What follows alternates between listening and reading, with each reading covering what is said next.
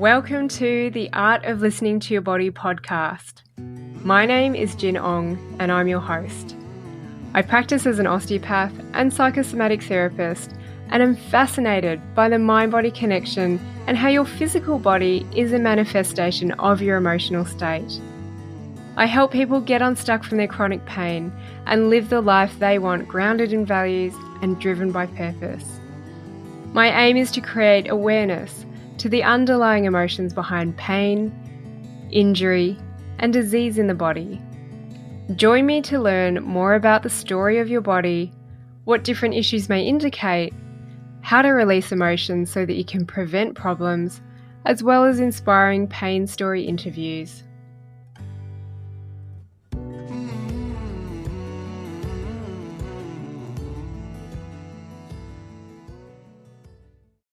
Join me today as I chat with James Hardiman, a mortgage broker based in Melbourne, Australia.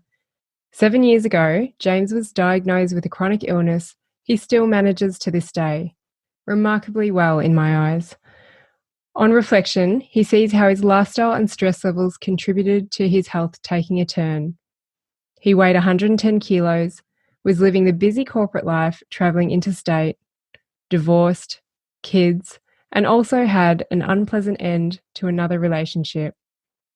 James isn't a practitioner, but I've followed his story via his partner, who has played a big part in helping him get his health to where it is today. James hasn't followed the conventional advice to help him manage his condition. He's been open-minded, taken up new practices, and acknowledged what needed to change on the emotional level. I love that as a male and working in the industry he's in, that he's open to sharing his emotions. No matter where you come from or what industry you work in, we all have emotions that can hit us pretty hard. So welcome, James, to the podcast. I'm so happy for you to come on board and share your story and your background. Thanks so much for having me, Jim. No worries. So you are in Melbourne. What is going on there?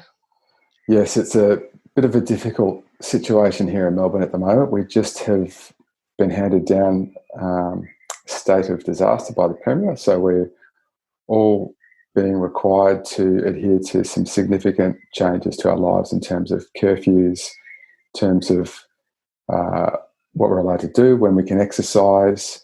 We're restricted to 1 hour of exercise per day. We can't stray more than 5 kilometres from our homes. One person in the house is allowed to go out and do the shopping, and a whole stack of businesses have been required to close their doors, basically just to facilitate people to stay at home. So it's going to be the situation for the next 6 weeks. With the work that I do, it doesn't really impact me because I've been working at home for the last 4 or 5 months.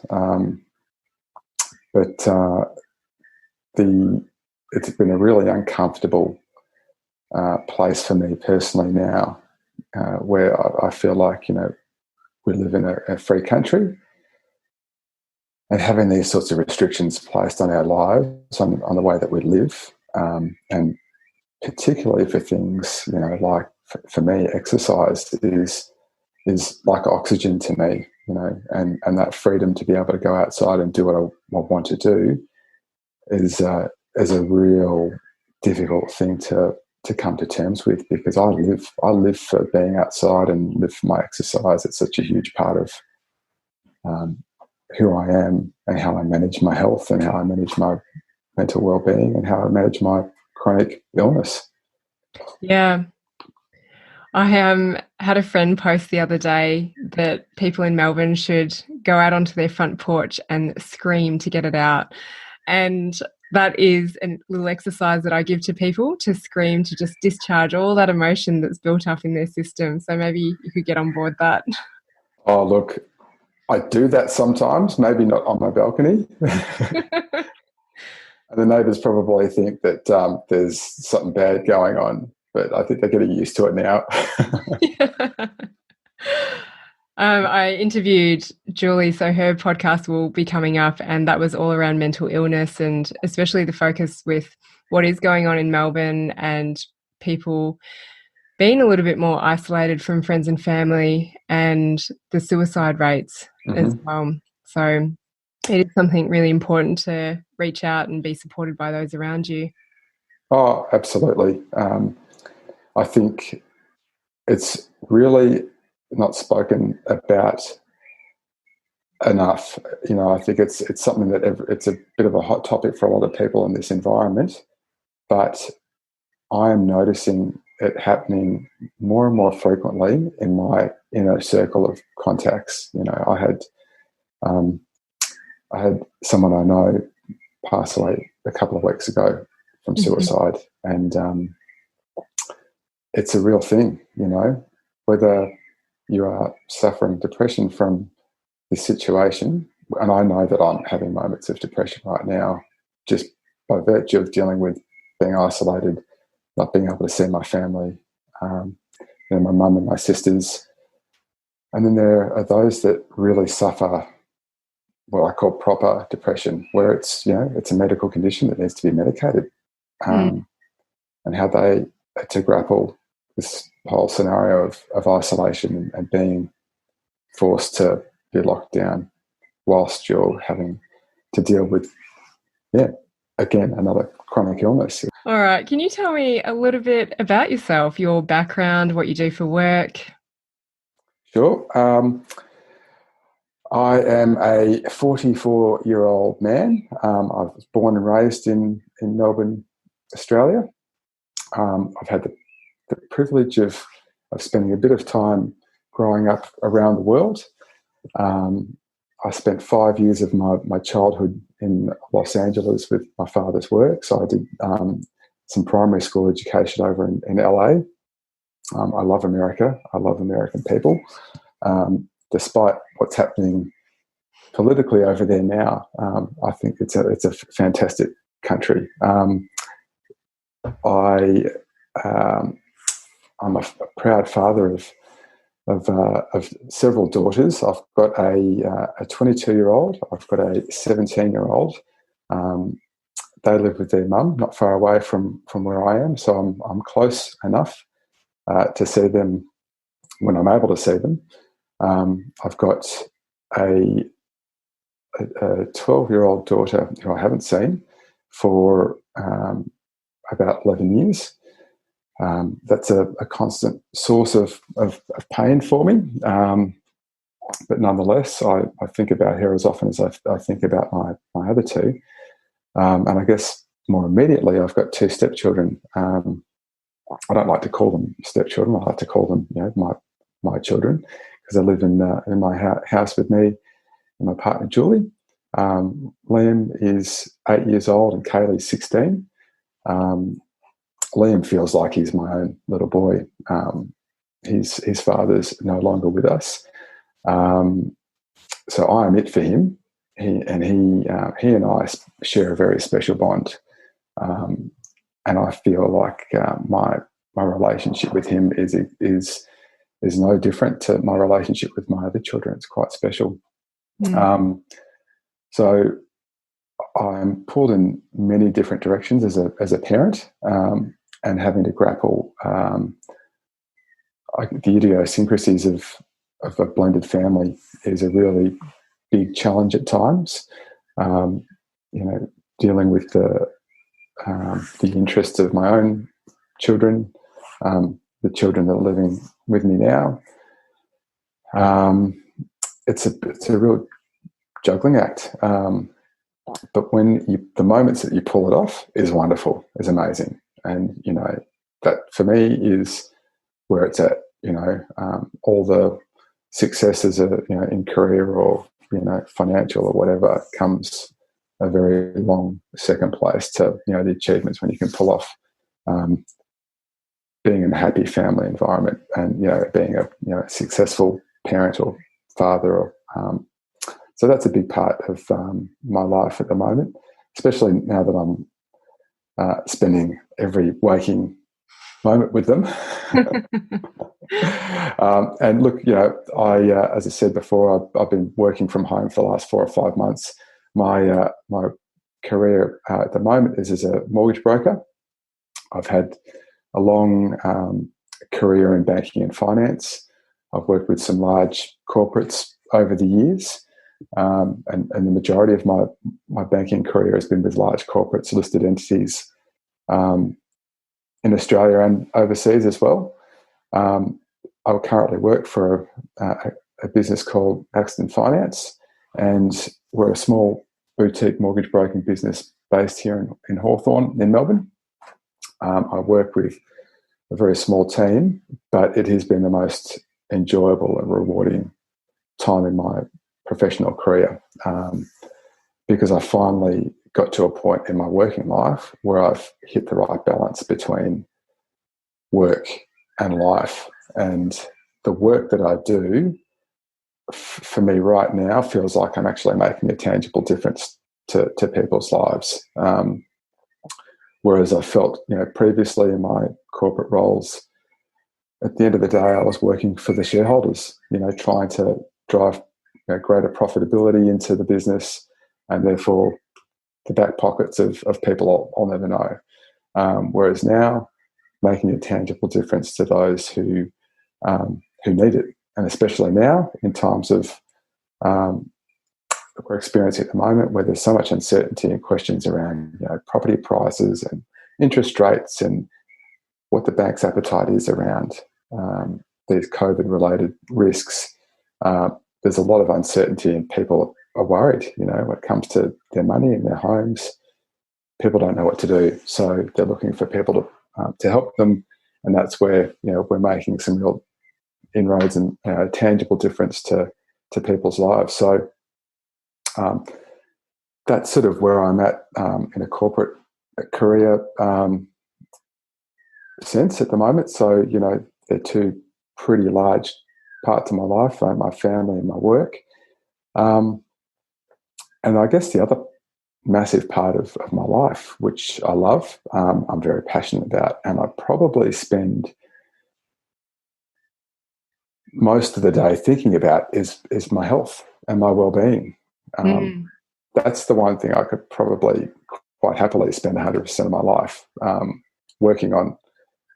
All the other stuff gets in the way, unfortunately or fortunately, but finding the right balance and making sure that I invest the right amount of time that I need to look after my own well-being, my physical well-being, my emotional well-being, allows me to successfully carry out my duties in the other two components of my life. I guess the one big part of my well-being aspect is I guess the fact that I'm a type 1 diabetic. That's something that has necessitated me to make a lot of changes to my life and how I look after myself, and some massive changes to lifestyle and the way that I actually view health. So have you always been into your health and well-being, or was it your chronic illness that triggered? 100% my chronic illness has driven me down to a path of passion towards my health and well-being. So how long ago were you diagnosed with type 1 diabetes? It was about getting close to 7 years now. It was around December 2013. I was working a fairly stressful job, a job that I enjoyed very much, but it required me to do a lot of travelling. And for me, when I travel, I tend to let myself go. I was eating pretty much whatever I wanted. I used to drink excessively. My role and my position in the business I was working in was very much involved around and revolved around socialising with clients and with business partners. So it was just a real cultural component of that particular job, but that had been evident in most of my corporate roles. That sort of culture of, living and partying hard and working hard. So, you know, the health aspect was never really there for me. It was in the back of my mind. My father had a heart attack at the age of 60, and it killed him. You know, he was an employee of one of the big four banks in Australia, and that was his only employer for 42 years. That's what he sort of knew and how he sort of lived his life. And I guess there was moments in my corporate life where I thought, okay, I'm potentially headed down this path. I need to, at some point, sort it out, but I'll worry about it later. And then, I had a bit of a, I guess, an initial moment where I had to immediately stop and have a look at myself. And this was in December 2013. I was just come off, the Christmas holidays, another period of excessive eating and drinking and not exercising. And I was going back to work, and I was putting on the work suit, and the pants were almost falling off me, and I couldn't quite work out how this was the case, because I certainly wasn't doing anything to lose weight. I've since learned that weight loss is a big warning sign for type 1 diabetes. That, and also excessive thirst. I couldn't drink enough water. I was going to the toilet, urinating sometimes 4 or 5 times during the night. And I was having these sort of major leg cramps and cramps around my body. And it was all these 4 sort of things. And I was also really tired. I couldn't get enough sleep. I was just almost falling asleep at my desk at work. I thought I had cancer. I thought I had something that was internally just eating away at me. I went to my GP. He had me do some blood tests, which were fasting blood tests. He called me up the morning he got the results, and he said, look, you need to come back and have a chat with me. And at that point, he told me, I am 99% certain you're type 1 diabetic. And I was like, what is that? What does that mean? I don't understand. Am I going to die from it? I knew very little about diabetes. I didn't even know there were 2 types of diabetes. That's how poor my knowledge was around that. Can you share with us what type 1 diabetes is and the difference? Sure. Type 1 diabetes is triggered primarily by some sort of autoimmune event. Now, and then that event it basically causes an attack on your body, specifically your pancreas. And my pancreas, or your pancreas, which produces insulin. Insulin allows for the removal of sugar out of our bloodstream so that it can be redeployed to other parts of the body that require it to operate. When the sugar stays in your bloodstream, it can cause all sorts of bad things to other parts of your body. That's my very non-medically trained way of explaining it, but it's almost like having bad petrol in a car. It can completely cause the car to break down in other areas. So type 2 diabetes, type 1 diabetes isn't something you catch. It's not something that you can necessarily prevent. There are some studies to suggest that you can. However, sometimes it just happens and you can't control it. It just happens. And it's not because you eat too much sugar. It's not because you're living a certain way. That more lends itself to type 2 diabetes, where it's more lifestyle triggered, where you're not exercising, you've got a poor diet, high in fats and high in sugar, and excessive consumption of soft drinks, those sorts of things. Your blood sugar is high in blood sugar because you keep putting lots of sugar into your body. So that can be reversed, fortunately, for those people with type 2. However, when your pancreas decides to stop producing insulin and do so permanently, the only way that you can get your blood sugars back down is by injecting insulin. And that was probably the biggest shock to me, being told by my GP that for the rest of my life, I would have to be injecting myself with insulin every single day to manage this condition, along with all the other things that you have to do as a type 1 diabetic to maintain good health, because it affects your eyesight, it can affect your circulation. If you don't look after it, there's a lot of other more serious side effects from mismanagement. Losing limbs, absolutely.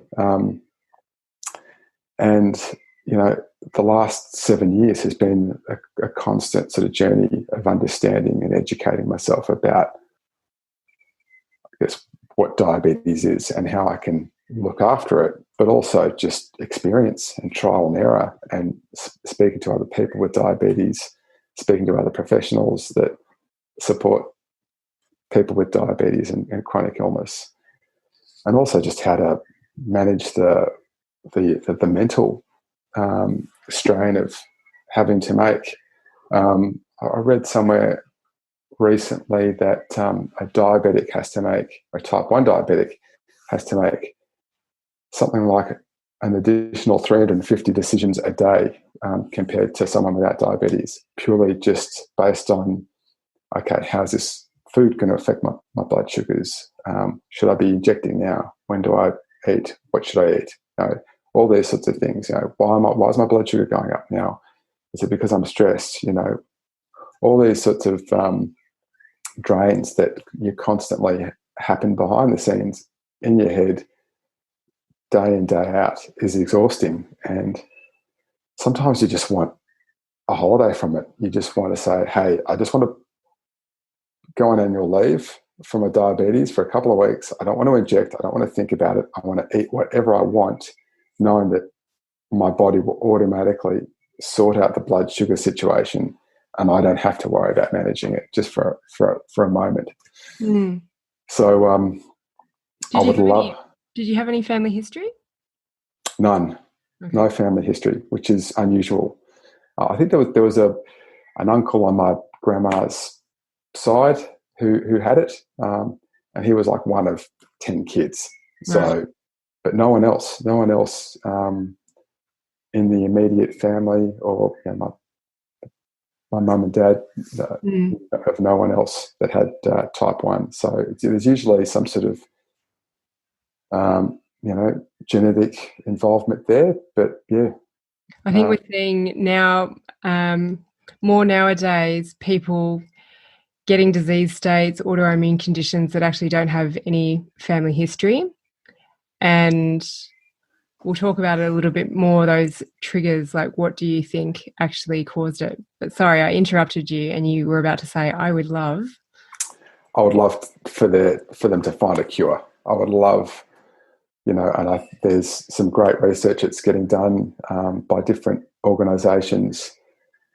There's some amazing technology out there to allow people to manage their diabetes, with continuous glucose monitoring, little devices that attach to your body that monitor your blood sugars 24 hours a day. There's some great technology and insulin pumps that basically you're wearing a pancreas on the outside of your body and allows you to sort of go and live your life pretty freely without having to think too much about, how much you need to inject, those sorts of things. Julie had a pretty big role in helping you with your diabetes as well, didn't she? Massive, yeah. So Julie still does. She still does. She's been a huge source of support, for one, a huge source of information and education especially around diet and how different food affects your body, and how I need to fuel my body as a diabetic, and also just how to support through supplements and vitamins, the things I need to look after that diabetics can suffer from, especially around circulation and those sorts of things. But and she's become, she's almost shifted her practice a little bit towards looking after people with chronic illness and having to, deal with chronic illness and the mental and emotional factors that sort of come about from having to deal with chronic illness. That's something she's really passionate about. Well, because some of the typical advice out there for diabetes, do you agree with it? No, I don't. I'm not. I mean, my experience, and this is how I will always talk from my experience. I won't talk about what about other people's experience, but my experience, from a healthy, I consider myself exceptionally healthy. In the last 3.5 years, I've not taken, aside from my insulin, the only medication I've taken is Panadol. And I would take that maybe when I get a headache. And that's usually because I haven't maybe had a coffee or something like that. But I don't get sick. I look after myself so well. I'm so in tune with how my body reacts to certain types of food, certain types of stresses, that I don't feel like there is a need to over-medicate or be prescribed with all sorts of different drugs or treatments when you can take control of your health and educate yourself about your condition as best you possibly can and take the advice from not just a doctor, but one of Julie's favourite expressions is it takes a village to successfully raise a child. And she's big on a holistic approach, which includes engaging other experts that know how to look after your mental health. And in her instance, she's a naturopath, so there's supplements and diet. If you're struggling mentally, go and see a psychiatrist or seek some sort of some assistance with a counsellor. Talk to your friends. I run a lot. I'm big on exercise. I've had battles with my calf muscle over the last 18 months. I've sought out until I found the most amazing.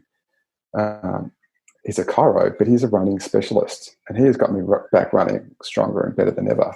So, I go and get educated, get a team around me that's going to look after my interests, not just take the advice of one GP that says this is what you've got to do.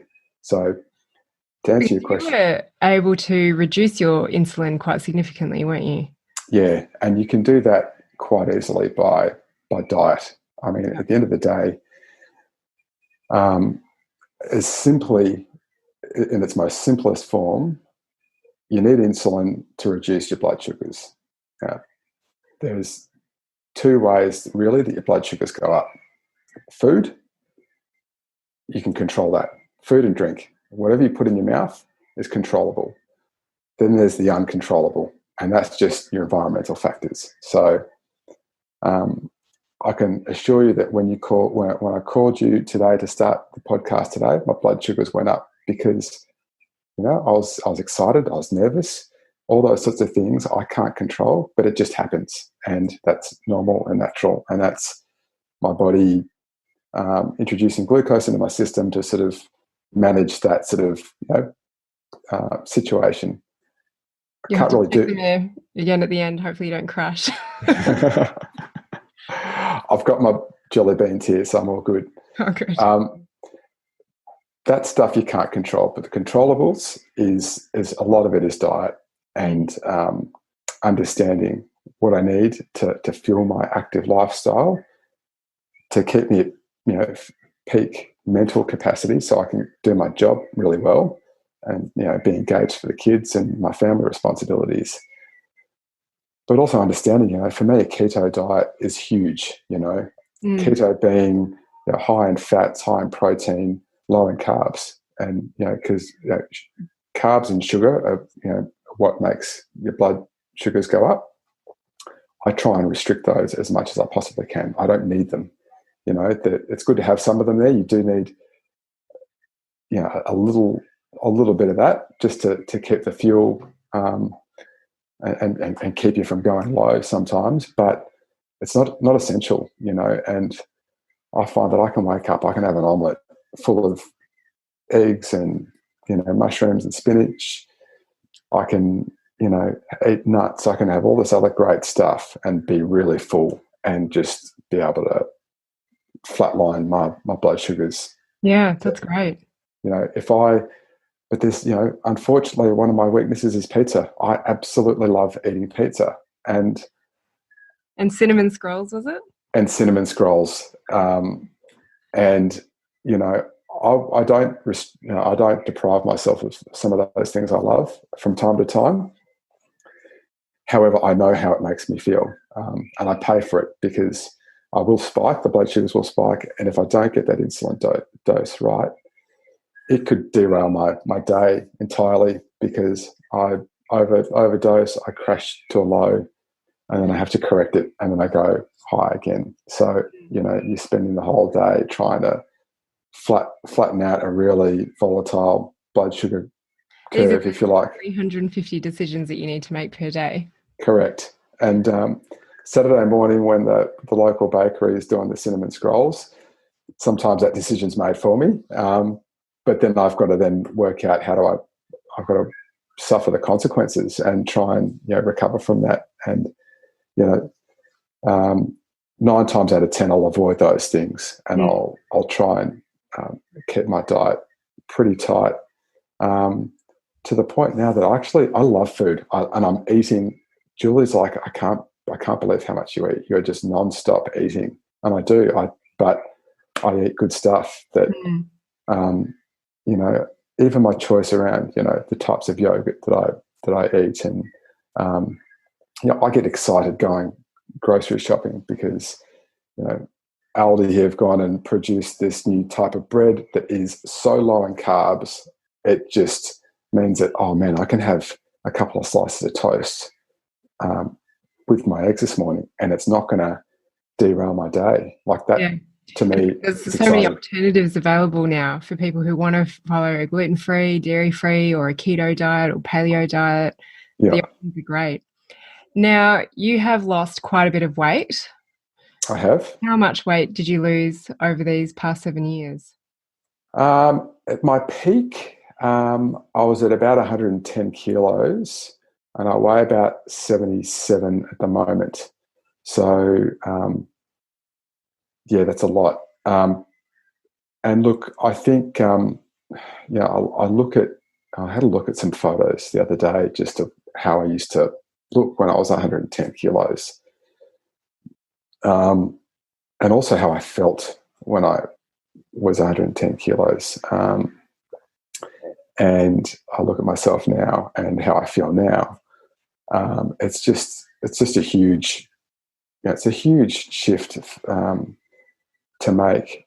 And I think the one thing with diabetes you just got to be careful of is that when you first get diagnosed and you're because what happens when you're not removing the blood, the sugar from your blood, your body has to feed off fat because it's not getting its fuel from the sugar and the carbs. It's going off the fat reserves. So all of a sudden, you just shed this weight really quickly. It's a really unhealthy way to lose weight. I had a part of that as part of my weight loss. However, once I sort of worked out that, and got my blood sugars under control, I put on that weight straight away. So the last 7 years, or maybe for the first 4 years of that was a real roller coaster, managing my blood sugars, having really bad lifestyle choices, and carrying all this extra weight, to a point now where, I'm 30 kilos lighter. My little stepson, he weighs 30 kilos. He weighs a little bit more than that now, but it's a lot. It's a lot to carry around. It's a lot of wear and tear on your body. When I sort of look at myself now, the decisions I've made and how I've and the actions I had to take to get to a point where I lost the weight, but most importantly, have kept it off and been able to manage a really healthy lifestyle. That's the key. Anyone can lose weight. Go on these crazy diets, shed a whole lot of weight really quickly. Even as a diabetic, if you put on a bit of weight, you can just let your blood sugar management go haywire for a little while, run your levels a bit higher, and you'll lose weight. Yeah. Not the healthiest way to do it, eh? No, you might lose a couple of fingers or toes or whatever along the way in your eyesight, but hey, you'll lose some weight, but that is a really unhealthy way to do it. And I guess I'm at a point now where I'm really happy with the balance I've reached in terms of managing my lifestyle, managing my health conditions, maintaining my blood sugars, and just how it's allowed me to look at other aspects of my life, not just my body and my health, but it's allowed me to be better at my job. Let's go into that a bit more. So you talked a little bit about how diabetes is autoimmune and that they don't really know a cause, but something that I notice in practice when people have their autoimmune conditions triggered or they get these disease states, most people are able to reflect back and understand how unhealthy their lifestyle was, not just from a diet and exercise perspective, but from emotional well-being, the experiences that they've been through. So now looking back, what do you believe triggered your onset of type 1 diabetes? Okay. What were you in? Yeah. Look, on reflection, when I look at that time, that specific moment in time where I was, I became diabetic. I had just gone through a very significant relationship breakup. It was probably my first. I got divorced, many, many, many years ago, and this was my first proper relationship. Significant. I was with this person for 3 years, and that relationship ended. And it didn't end well. It wasn't a particularly happy breakup. And I just remember the state of flux that emotionally I was in. I was just, it was unhappy. It was horrible. No relationship breakdown is a happy one. And I've had my share of a few of them now. I remember this one as being particularly painful, and a lot of it was, was my doing as well. So there was a lot of pain and guilt that I was feeling as a result of that. Plus, there's a culmination of, I think, a lifetime of pain and grief and loss that I'd suffered that I hadn't really dealt with. Can you talk about them? Sure. I mentioned that my father had passed away. 20 years. Well, it's now 23 years ago of a heart attack. Although I had an amazing relationship with my father, I miss him terribly to this very day. I really wish he was here to help me deal with a lot of the stuff that I deal with as an adult and as a father. So I carry a lot of grief about that. As I said, I've had I had a marriage breakdown where I ended a relationship with the mother of my two daughters. I've got another child that I haven't seen for 11 years. I carry a huge amount of guilt around that. A lot of that's is not to do with me in terms of not seeing her, but I still carry that guilt with me and that sadness. I guess I've always had an underlying sense that I was never really good enough either. I think I've always, for a large chunk of my adult life, not happy with how I looked.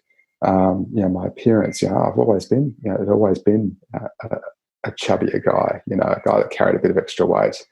I was relatively, a likable person, growing up, but I always, felt that a sense of insecurity, especially around, talking to girls and those sorts of things. So I've always had a lot of insecurity, and I thought a lot of that was due to the way that I looked, or the way that my personality. Because I'm quiet. I'm generally an introvert. So rather than sort of being able to tackle a lot of those things and being comfortable with those personality traits, I think I looked at other ways to try and overcome them, and I did that a lot with alcohol. I did that a lot with diet and, or poor diet. I used my career to try and, inflate my sort of self-importance. I had these great corporate high-flying jobs that, took me around the country and,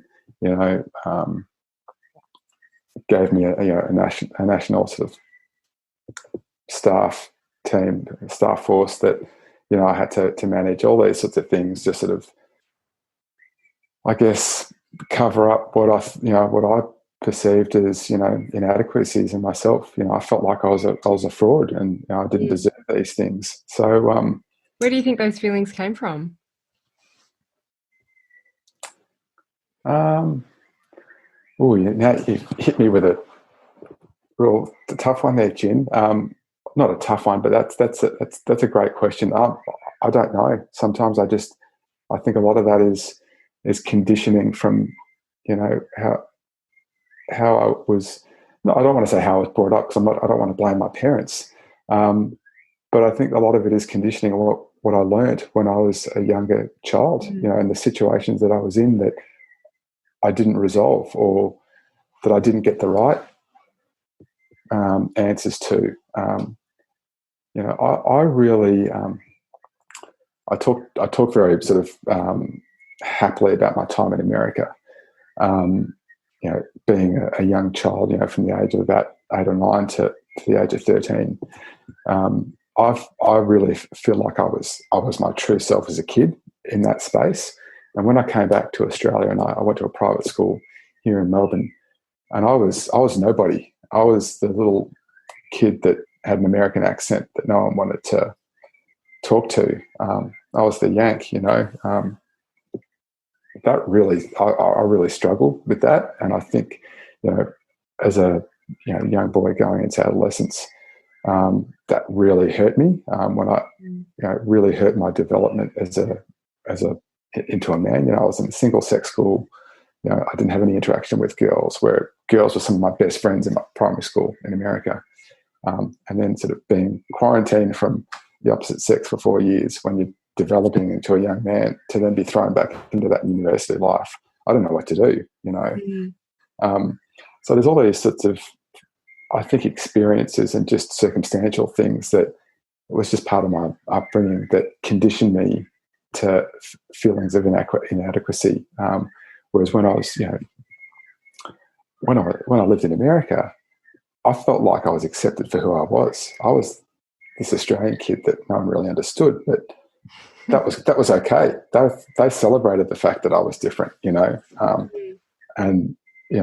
something I'll never forget, and I'll always sort of take with me. But what was beautiful that came out of my time at private school was, I guess, my two closest buddies from high school here in Melbourne are now my two closest buddies as an adult, and we talk, weekly, sometimes daily, especially at the moment. We're constantly sort of checking with each other, and I think, getting back to your question, Jen, just about what has caused me to have those feelings of inadequacy, I think it is. I think it's really just a history of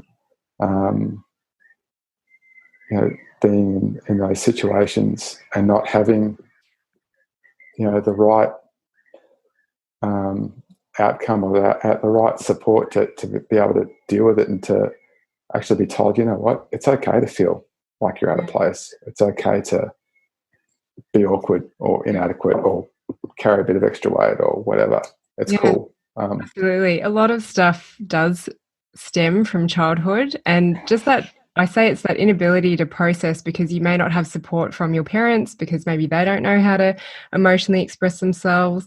They hope that you're just going to get over it. And you did say in one of your comments, just maybe you weren't able to move through it or something like that. But I talk to a lot of my clients about going back and processing what never had the opportunity to be expressed, because otherwise that past can really impact how you move forwards, or it can create blocks to how you move forwards in life. Absolutely. So going from someone who wasn't too sure, that was pretty good insight. Good. So tell me a little bit more about the coping mechanisms. You buried yourself in work. You talked a little bit about alcohol, and there was something else as well. I just, I think the ego, and just sort of, I guess I did. I've made some.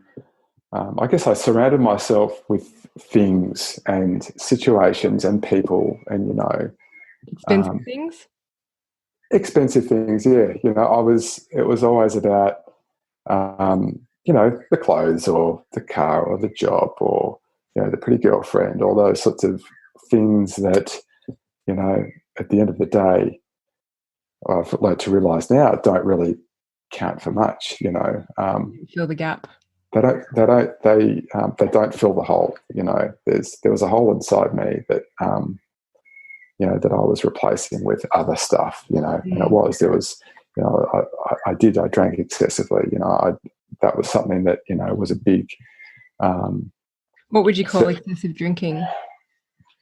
Look, I think in my working career, because as I alluded to, it was very much a part of just the culture, especially banking, finance, in Australia, in Melbourne, it was, it was almost an excuse to be drinking all the time. So, I would say that, drinking every single day, it would be, there'd be social occasions, there'd be parties, there'd be client gatherings, there'd be, staff gatherings, there'd be always something going on. Then there'd be, Fridays. Oh, well, it's Friday. We go out and we drink. It's the weekend. Did you start drinking by yourself as well? Yeah, I did. But that for me felt normal. That was me winding down from a big day. That was stressful job. Dealing with poor me. Dealing with kids and step kids and a child that I didn't get to see, and it was just okay, I've got a big heavy life. Woe is me type thing. It was just another thing that would prevent me from dealing with what was sort of going on internally. Like all the other stuff, like the job. It was also this big sort of vicious circle of other things that I put in put in front of having to deal with what was sort of underlying that needed to be addressed. Yeah. So it's easier to deal with the busy lifestyle, the stress of clients, rather than your own emotional state. Absolutely. And I often say that drugs, alcohol, or even just the emotional eating, or even eating a poor diet, even if you're not putting weight on, it's stuffing down those emotions because discomfort comes up. It's too uncomfortable to deal with, and so you just squash it back down. And alcohol is a central nervous system depressant. And can you relate to that?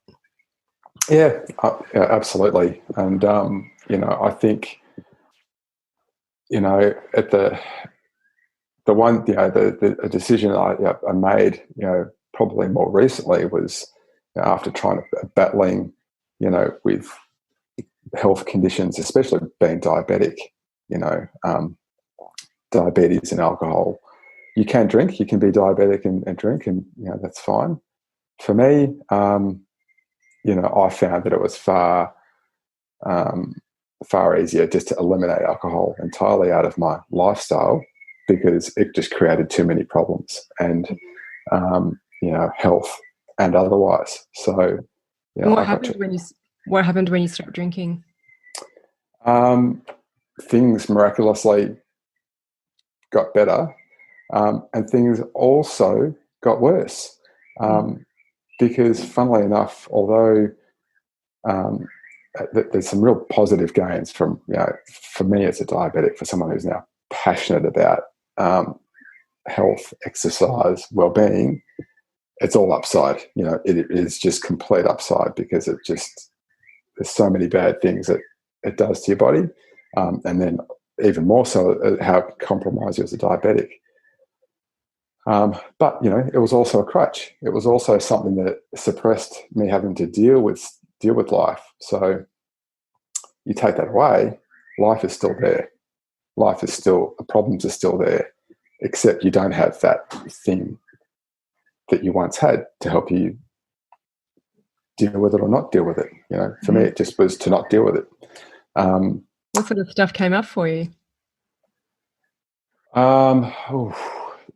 Pretty much everything that I was talking to you before, I then had to come to terms with, and I'm still coming to terms with. The fact that I've got 2 daughters that I don't get to see as often as I would like to. That I feel like my relationship with them has somewhat suffered because I don't get to see them as often. The fact that I've got this 12-year-old daughter that I don't see at all. I have to sit through some real pain, around that, some real guilt, some grief, and the way that I am now with my, and just dealing with life as a part of a blended family, is a real challenge. I've got, old friendships that, I've had to sort of move on from, because quite often they revolved around, the circles that I used to mix in, whether it be work-related circles, whether it be drinking-related circles, all those sorts of things. Did you find that quite difficult as relationships changed? Because for a few of my clients who they know it's a healthier option to stop alcohol, is that they struggle, that they feel like they won't be accepted by their friends who they usually go out and drink with. Look, I'm really comfortable with the decision that I made around it, and I'm really comfortable that my true friends will accept me either way. Okay, so I have, there's some people that I'm no longer sort of as close with, that where the only commonality might have been the fact that we caught up socially for drinks. But there's others that accept me for who I am, and that whether I'm a drinker, not a drinker, diabetic, not a diabetic, it's. I actually don't have a problem with that, and that's probably one of the areas where I've had plenty of other challenges, but that's one area that I haven't, and I'm quite comfortable. And I think the fact that being diabetic has a real good impetus for me to not have that as part of my life as well. Made it a very easy decision. And if it becomes a pressing point with some people, it's just quite easy to explain that hey, I'm type 1 diabetic, and this has a really bad impact on my physical condition, and managing my chronic illness. So I just choose to not. And I think the other part of that is that in sitting through the fact that you've got to now digest all that sort of painful stuff that you once suppressed, it opens up a whole new element to your life, and a whole new journey about what's important and growth. And I basically sort of, I think up until my diabetic diagnosis had plateaued in pretty much every facet of my life, in terms of my career growth, my spiritual growth, my growth as a human being, and my health was probably the curve was starting to drop. So I sort of think a lot of those sorts of things graphically, and I think if I look at that sort of point in time in my life, there's a lot of stuff that has sort of trajected upwards, and there's some stuff that's gone back down, that's gone back up again, and it's just all part of the journey. But it's, I would encourage anyone that sort of grapples with making those decisions to make those decisions for yourself, and to be able to accept that. And it's tough. It is difficult. Like, I'm not going to sugarcoat that part of it. There's a lot of work that I've had to do, personally, physically.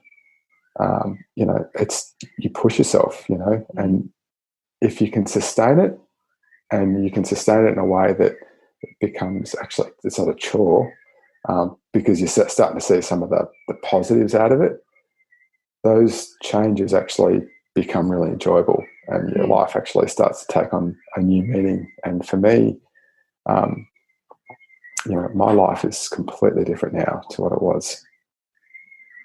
And you're much happier.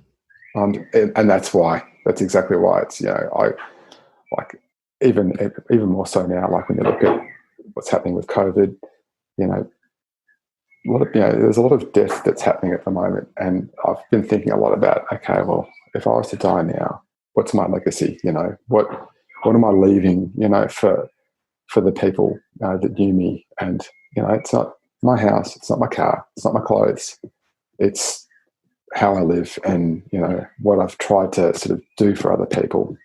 I'm not perfect. I don't want to sound like I'm there and that I've reached that sort of enlightenment. That will never happen. And but my journey has been wonderful, and it's a hard journey sometimes. It really is, but it's also an awesome journey when you get it right, and when you start having some little wins along the way.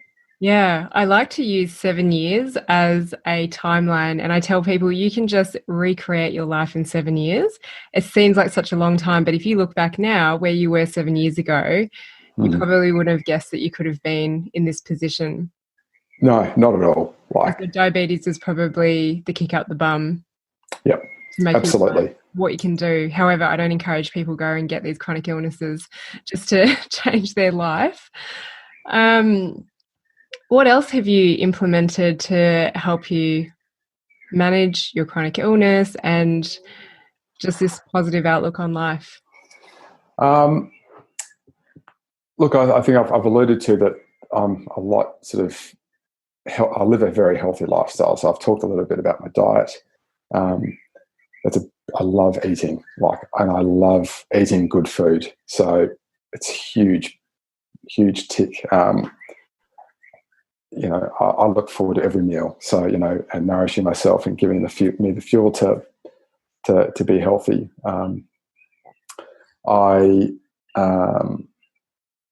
Exercise is again a huge thing for me. I've alluded to. At the moment, I run. I do a bit of gym work. I've got a couple of barbells at home. I can sort of do those sorts of exercises. But I run, and I can I run 3 or 4 times a week. For me, running is almost like meditating. It's time to myself. It's a real sort of, it's a little bit selfish sometimes, because I'm leaving the house, I'm leaving my life, and I'm spending that time just for me. But I feel like there's a real sort of release of the endorphins, all those sorts of positive things that exercise does. I get and I crave, and I need something like that pretty much every single day. I'm doing a challenge at the moment for the Type 1 Foundation, which is an organisation that supports people with Type 1 diabetes, and the challenge is 10,000 steps a day. I love those sorts of little challenges just to sort of keep me motivated and active and that sort of thing. So being active, and look, I go bike riding. I spend a lot of time with my little boy on the bike. We go out for rides. We did 20 Ks on the weekend. For a little 8-year-old boy to ride 20 Ks is pretty good effort. So we'll go hiking. Julie and I, we love getting outdoors and hiking, going on adventures, those sorts of things. Creating experiences that are memorable. And we do a lot of that outdoors. And then I think the other big part of what I try to do every day. And when I say I don't do it every day, and like I said before, sometimes, I don't get it. I'm not perfect. I don't get it right. But I know that when I do these things, my days end up being a lot better than what they would be otherwise. And I try to meditate. I try to spend some time, usually first thing in the morning. I'll sit down and I'll read. I'll try and get some inspiration from something. I'll read some meditations. I'll just spend some time thinking about what my day is going to look like. Mm-hmm. And I've spent a large chunk of my life trying to be the one in the driver's seat, trying to be the one calling the shots. More often than not, my self-will and my ego will get in the way, and I make bad decisions. And I'm a firm believer, for me, that handing my will over to someone else is sometimes the best way to go. I am a spiritual person. I was born and raised a Catholic. The God I believe in these days is probably not so much that anymore, but I do believe that there is a divine power that is out there calling the shots, and regardless of what we try to do, or what I try to do, my path is still being mapped out for me by someone else. So I try and surrender to that. I try and hand that over and just try and set myself up each day to trying to be a good human being, to try and be of service to other people, to try and how can I be of service to my partner Julie, and to the kids, and to my kids, and even to that child that I don't get to see, to my friends, to my employer, to the people that I work with, because when I sort of get myself out the way and be guided by a force that whose intent is just purely love, then that's usually a better path to take than mine, which can sometimes be a little bit imposed by what I want and what my best interests are. And sometimes I get a little bit ahead of myself and a bit full of myself, and that's not the way to go. And I'm much better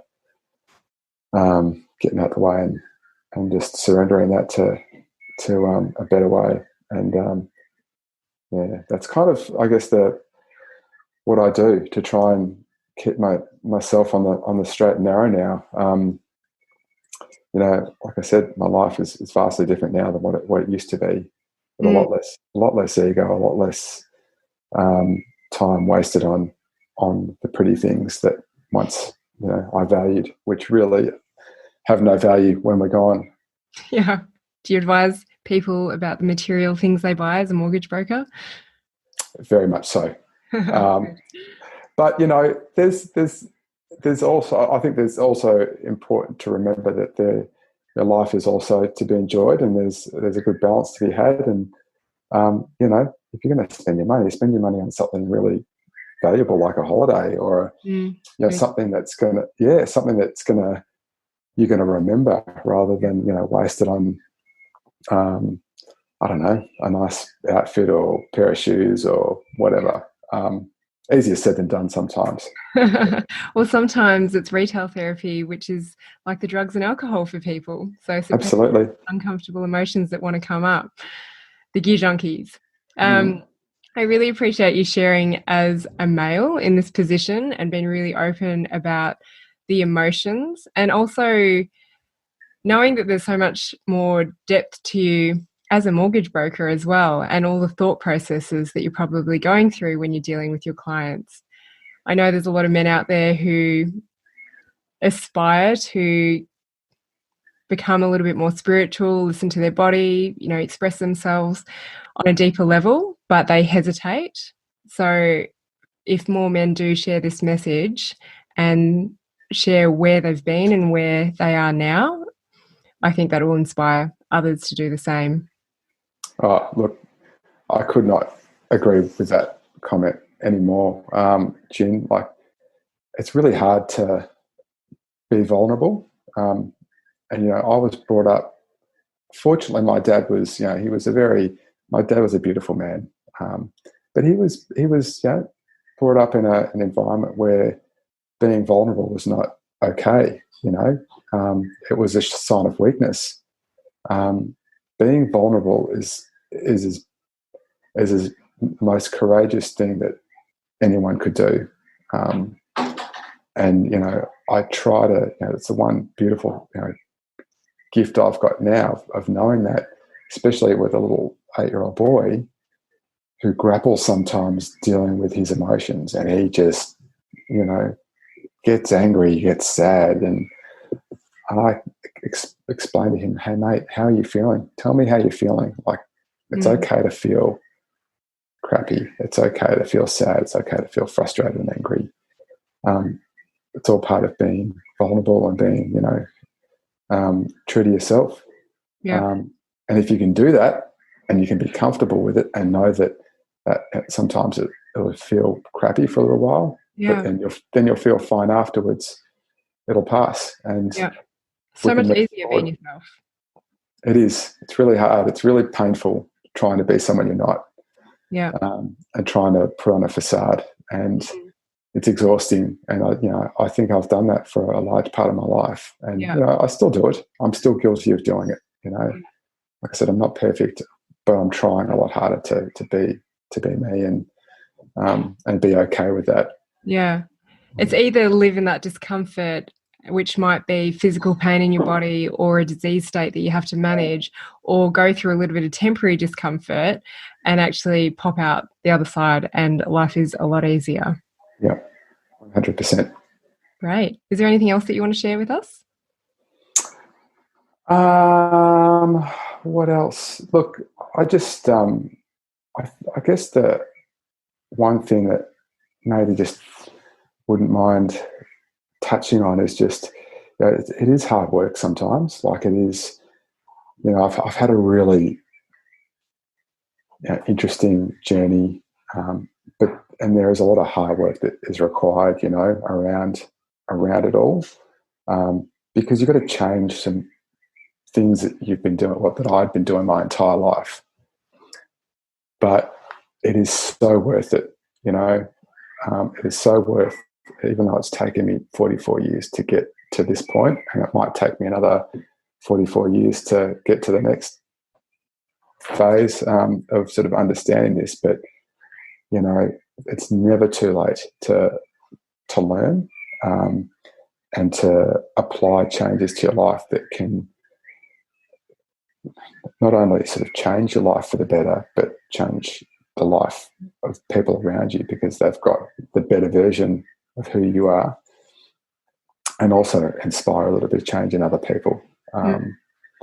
There's a lot going on at the moment, and I find myself sometimes thinking, what can I do? What can I actually do in this environment where it's really horrible?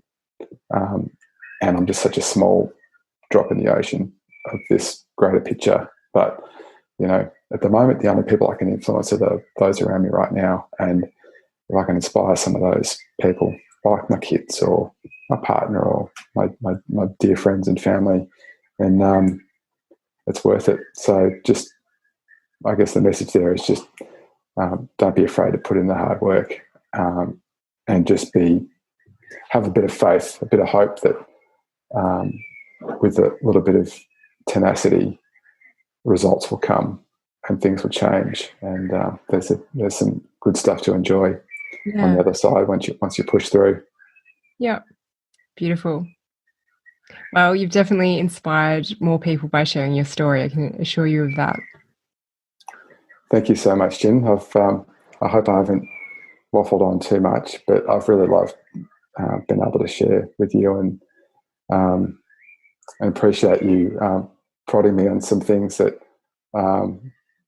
will help me reflect in the next little while on how I can maintain my progress. Thanks for learning with me on the Art of Listening to Your Body podcast. If you like what you've heard, I would love if you could rate, review, and share with your friends. You can find me on Facebook and Instagram. My handle is The Art of Listening to Your Body.